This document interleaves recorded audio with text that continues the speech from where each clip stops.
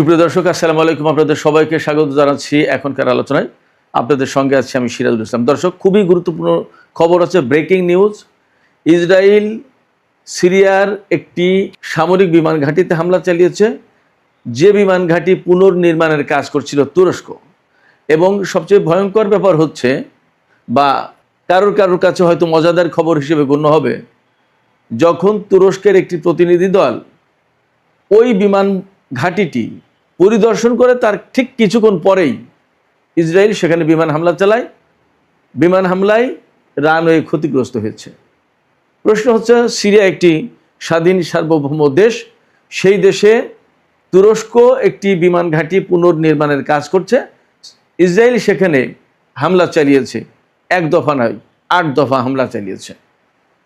তাহলে বছরের পর বছর ধরে ইসরায়েলের সাথে তুরস্ক এত সম্পর্ক রাখলো, এখনও তুরস্কের টার্মিনাল ব্যবহার করে আজারবাইজান থেকে ইসরায়েলে তেল যায়। তাহলে এই সম্পর্কের কি মানে হলো? এদিকে পাকিস্তান, তুরস্ক এবং সৌদি আরবের মধ্যে যে মক্কা চুক্তি হয়েছে, সেই চুক্তির পর ইসরায়েল কি আসলে উদ্বিগ্ন হয়ে পড়েছে? যদি উদ্বিগ্ন হয়ে পড়ে, তাহলে সেই উদ্বেগের বহিঃপ্রকাশে কি এই বিমান ঘাঁটিতে হামলা? এখন তুরস্ক কি করবে? তুরস্ক কি ইসরায়েলকে জবাব দেবে, নাকি সিরিয়া আরও বেশি নতজানু হবে ইসরায়েলের দিকে? সিরিয়া যাবে কোথায়? সিরিয়া তো তুরস্কেরও বন্ধু, ইসরায়েলেরও বন্ধু। সিরিয়া বলতে এখনকার যে সিরিয়ার সরকার, তাহলে সে যাবে কোথায়? এখানে এই হামলার নিন্দা জানিয়েছে ইরান, এই হামলায় উদ্বেগ প্রকাশ করেছে আমেরিকা, নিন্দা জানিয়েছে তুরস্ক, নিন্দা জানিয়েছে সিরিয়া। চূড়ান্ত বিচারে গিয়ে প্রশ্ন থাকছে, সিরিয়াকে কেন্দ্র করে তুরস্ক এবং ইসরায়েলের মধ্যে বড় কোনো সংঘাত তৈরি হবে কিনা, এবং তার জন্য তুরস্ক আসলেই প্রস্তুত কিনা।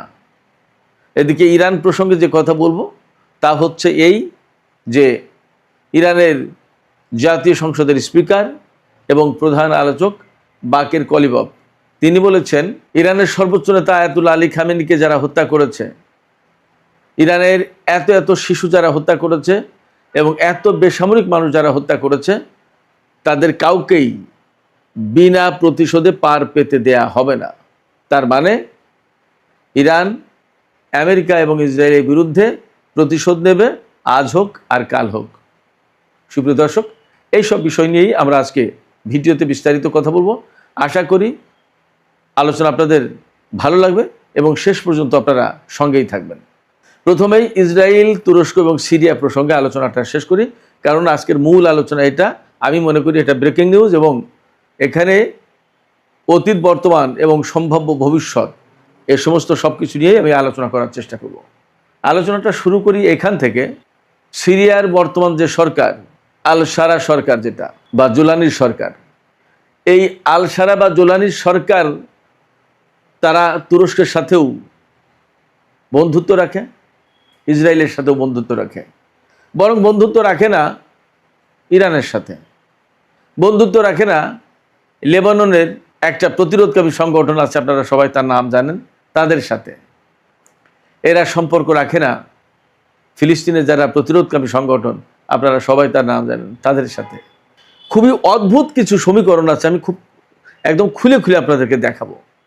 আপনারা খেয়াল করুন, আপনারা শুনবেন, আপনারা বোঝার চেষ্টা করবেন এবং আপনারাই সিদ্ধান্ত নেবেন এখানে তুরস্ক এবং ইসরায়েল আসলে কার হয়ে কার কাজ করে।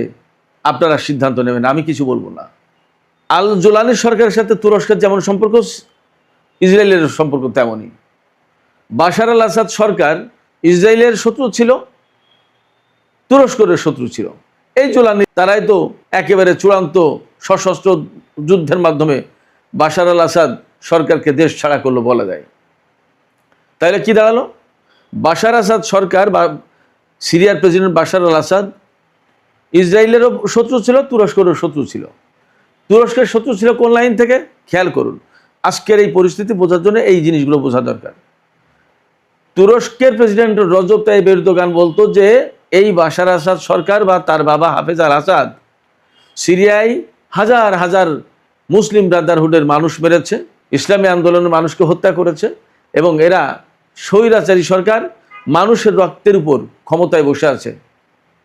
এবং ঠিক একই কথা বলতো আমেরিকা, পশ্চিমা দেশগুলো আর ইসরায়েল। এই কারণে মিশরে যখন হোসনি মুবারকের পতন হলো, মুসলিম ব্রাদারহুডের ক্ষমতা আসার সম্ভাবনা তৈরি হলো এবং পরবর্তীতে ক্ষমতা আসলো, তখন এরদোগান ব্যাপক নড়ে চড়ে বসলো এবং একেবারে সিরিয়া পর্যন্ত মুসলিম ব্রাদারহুডের শাসন কায়েম করে ফেলবে এরকম একটা ভাব নিল। কিন্তু তুরস্কের ভিতরে মুসলিম ব্রাদারহুডের শাসন কায়েম হবে না, সে ব্যাপারে তিনি কিন্তু ক্লিয়ার, তিনি সেটা করবেন না তার আগ পর্যন্ত, অর্থাৎ সিরিয়া পর্যন্ত। আর ওই সময় এই যে মুসলিম ব্রাদারহুডের শাসন কায়েম, এইটা ইসরায়েল তো চায় না, পছন্দ করে না। কিন্তু বাশার আসাদ সরকারকে উৎখাতের সুযোগ নিল এই কারণে যে ইসরায়েল খুব ভালো করে জানে সিরিয়াতে ব্রাদারহুডের, মুসলিম ব্রাদারহুডের কোনো আন্দোলন, বড় কোনো সংগঠন কিছুই ছিল না জীবনে কোনোদিন। ওই রকম হাজার হাজার লাখ লাখ মানুষ হত্যাও করা হয়নি। এগুলো সবই পশ্চিমা প্রচারণা, তুরস্ক বা এই ধরনের কিছু দেশের প্রচারণা। এর মূল কারণ ছিল নিজেদের সংকট আর এক জায়গায় রেখে ওখানে লোকজনকে ব্যস্ত রাখা, নিজের সেফ থাকা, এক বিরাট কৌশলী চাল। যখন মিশরে হোসনি মুবারকের পতন হলো, তখন ইসরায়েল, আমেরিকা বা পশ্চিমারা আসাদ সরকারকে পতন ঘটাতে চাইল এই কারণে যে এই সুবিধায় মুসলিম ব্রাদারহুডের আন্দোলনের কথা বলি আর যাই বলি আরব বসন্ত, যেভাবে হোক এই আন্দোলন সিরিয়ায় নিয়ে গিয়ে ঠেকিয়ে বাশার আসাদকে উৎখাত করতে পারলে ইসরায়েলের একদম ঘরের দরজা থেকে রাষ্ট্রীয় প্রতিরোধকামী শক্তির পতন ঘটে। অর্থাৎ ইসরায়েলের সামনে রাষ্ট্রীয়ভাবে আর কোনো দেশ থাকে না, একেবারে ঘরের দরজা থেকে পা ফেললেই তো সিরিয়া। আর সেই সিরিয়ার বাশার আসাদ সরকার ইসরায়েলের চরম কঠিন বিরোধী। আরব বিশ্বে বাশার আসাদ সরকারের মতো আর কেউ বিরোধী ছিল না ইসরায়েলের। নেতানিয়াহু বা ইসরায়েলি সরকার চাইল বাশার আসাদের পতন হোক, পরে বাকিটা দেখা যাবে। একবার পতন ঘটাতে পারলে সেখানে ইসরায়েল, আমেরিকা, পাশ্চাত্যের প্রভাব ঠিকই প্রতিষ্ঠা করা যাবে, সেখানে পাত্তা পাবে না তুরস্ক। তাহলে এরদোগানের টার্গেট মুসলিম ব্রাদারহুডের শাসন কায়েম করা, এই জন্য বাশার আসাদকে সরাতে হবে। আর ইসরায়েলের টার্গেট বাশার আসাদকে যেভাবেই হোক সরালে সেখানে ইসরায়েলের প্রভাব প্রতিপত্তি অনেক বিস্তৃত করা যাবে। ইসরায়েলের সামনে থেকে একটা রাষ্ট্রীয় শক্তির পতন হয়, ইসরায়েলকে রুখে দেওয়ার বা ইসরায়েলকে মোকাবেলার মতো কোনো শক্তি আর সিরিয়ায় থাকবে না। শুধু তাই না, সিরিয়াকে কেন্দ্র করে ইরান এবং এই অঞ্চলের বিভিন্ন প্রতিরোধকামী সংগঠনের যে উপস্থিতি ছিল সিরিয়াতে, বাশার আসাদ সরকার থাকার কারণে এটা সম্ভব হয়েছিল। বাশার আসাদকে হটিয়ে দিতে পারলে, ক্ষমতাচ্যুত করতে পারলে এদের কারোর অবস্থান, ইরানের অবস্থান তো পরের কথা, কারোর অবস্থানই থাকবে না সিরিয়ায়। সিরিয়া হবে তখন একটা গড়ের মাঠ। ইসরায়েল যে বৃহত্তর ইসরায়েল অর্থাৎ গ্রেটার ইসরায়েল প্রতিষ্ঠা করতে চায়, তার প্রথম বড় বাধা মুক্ত হয়ে যায়। এই বিরাট সিরিয়া ইসরায়েলের কার্যত ভূখণ্ডে পরিণত হয়।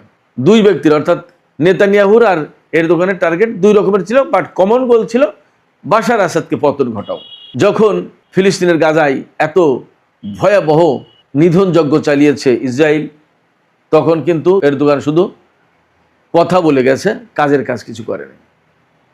যখন খুব ক্রিটিক্যাল অবস্থা এবং সিরিয়ার বিভিন্ন অবস্থানে, ইরানি অবস্থানে যখন ইসরায়েল বারবার হামলা চালাচ্ছে, ঠিক তখনই তুরস্ক এই জুরানিদেরকে লেলিয়ে দিল বাশার আসাদের বিরুদ্ধে খুব দুর্বলতম মুহূর্তে, যে দখল করো ক্ষমতা। যখন ইসরায়েলের সাথে ইরানের যুদ্ধ লাগে অবস্থা, ঠিক তেমন একটা অবস্থায় এই কাজ করলো।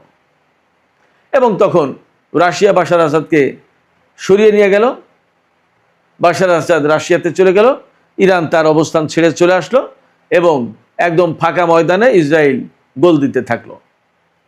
সিরিয়ার সমস্ত সামরিক অবকাঠামো, বিমান ঘাঁটি, ক্ষেপণাস্ত্র ডিপো, গোলাবারুদের ডিপো, যত যা কিছু ছিল সব ধ্বংস করে দিল। বিমান ঘাঁটি তো একদম সব ধ্বংস।